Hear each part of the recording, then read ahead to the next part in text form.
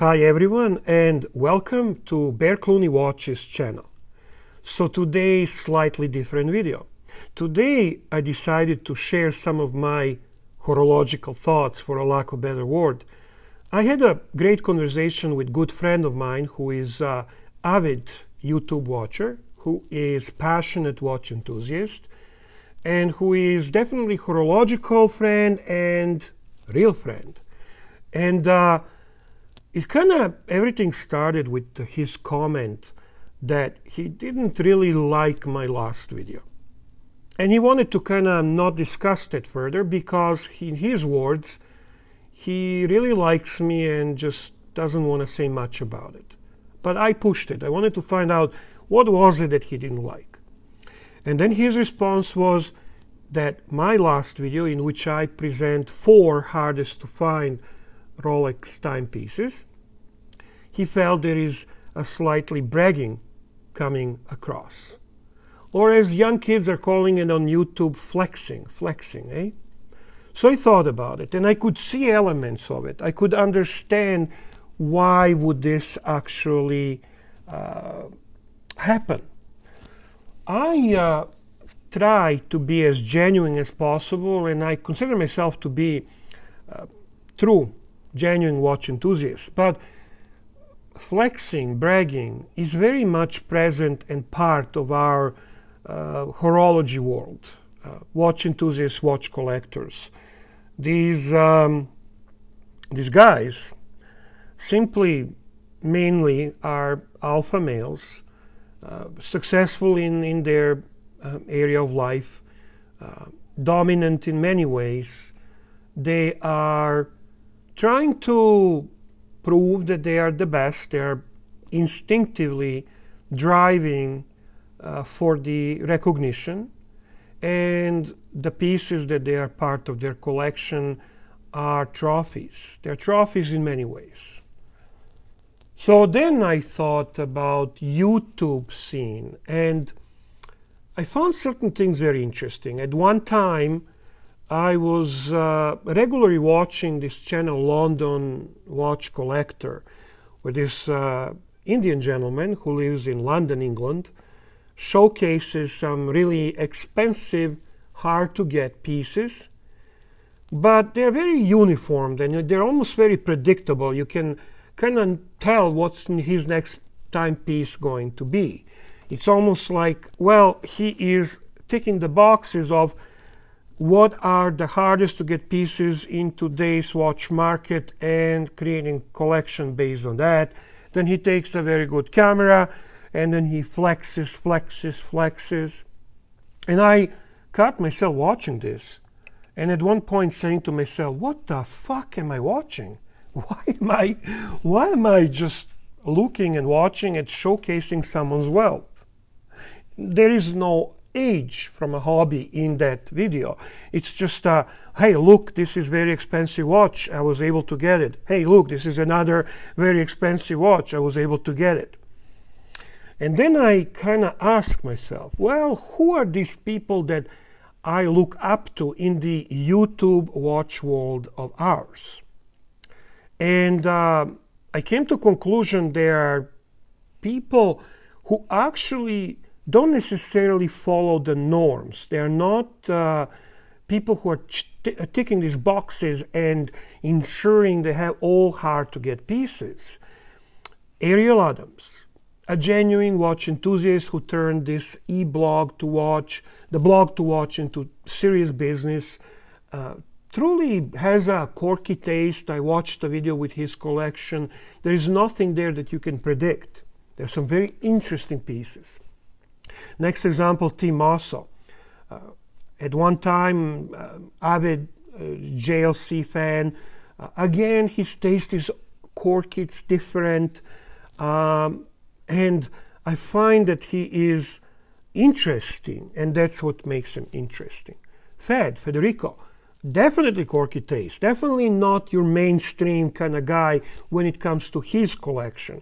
I'm not talking about Dale Ray watches and his business. I'm talking about watches that are his own, that he chose, that he picked. And then Archie Luxury. I mean, Archie goes up and down, left and right, comical genius, definitely a man who knows how to create certain uniqueness in his horological approach.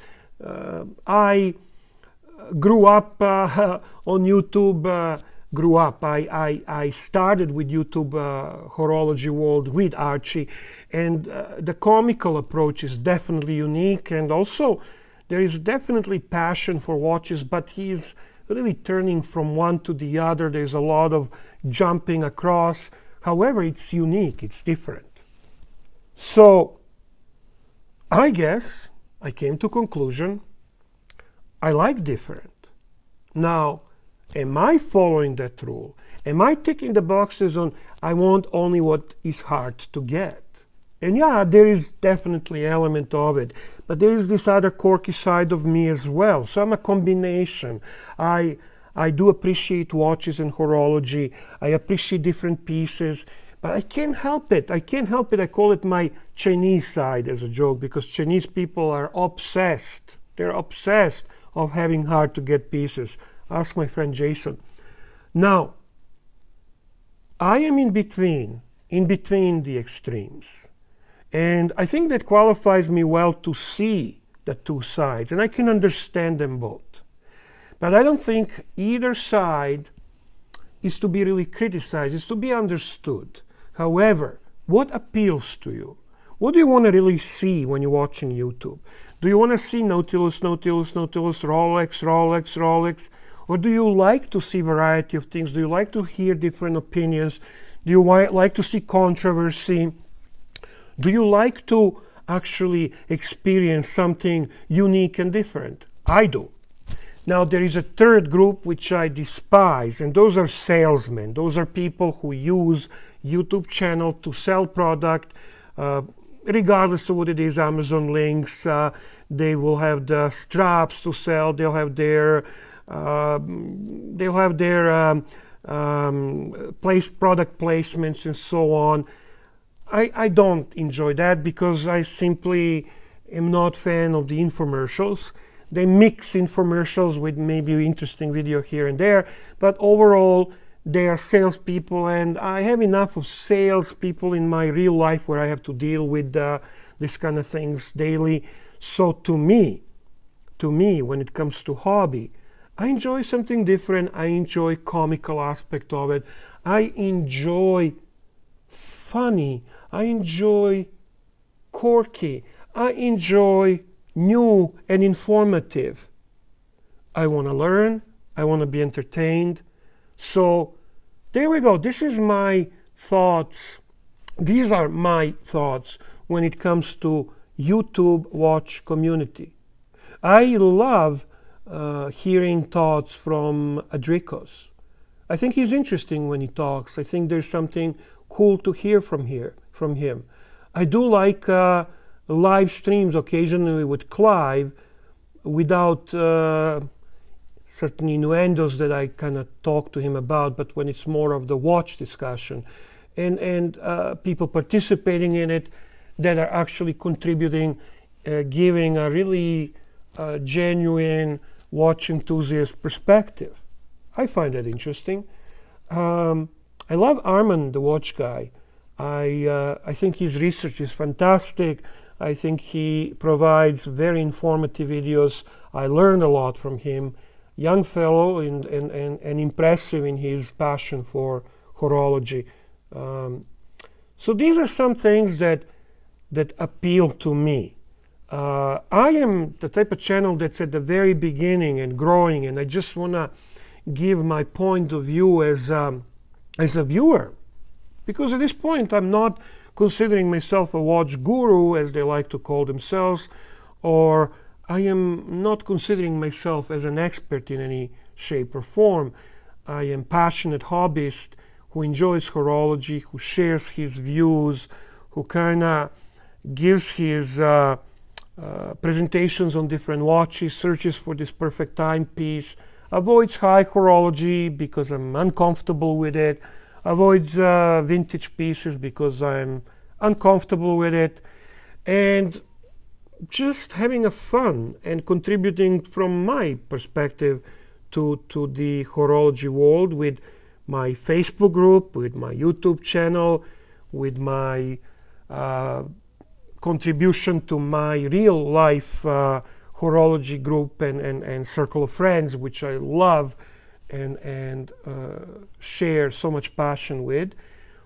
So I'd love to hear from all of you. What do you enjoy? What are you looking for in this YouTube world of ours when it comes to our hobby? Does flexing bother you? Do you enjoy humor? Do you love rants? Is it something else that my battery is going down, so I had to click on it, just if you wonder what I did.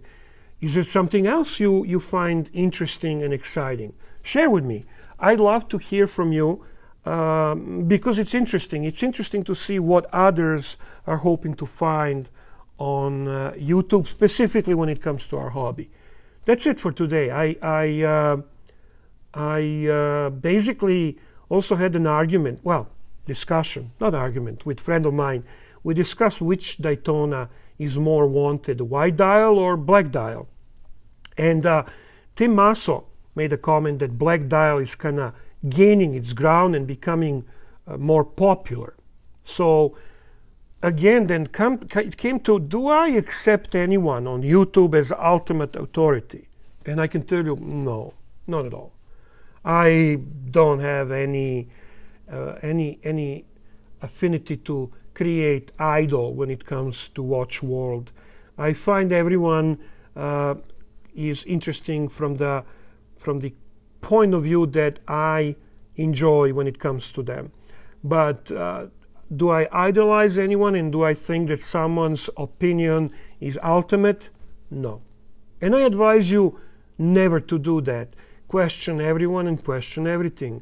YouTube is created by creators who might not necessarily be very knowledgeable. They might be just good actors. I mean, you never know. Tim is definitely knowledgeable, but I said to my friend, I would never question Tim's knowledge, but I would never take his advice what watch to buy. There you go. For someone to actually give me advice, first to begin, I hate when people are giving someone advice what to buy.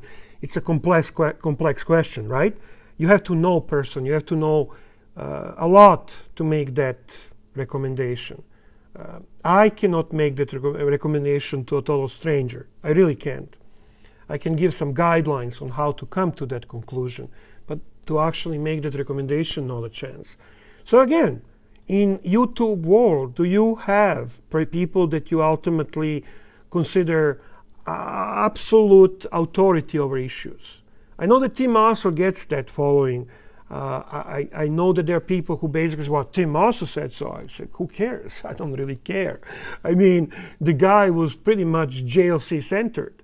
To me, that doesn't show some type of great ability to recommend a watch. I mean, what? JLC. Well, there goes Bear Clooney. Rolex. I bet you'll do better with Bear Clooney's recommendation.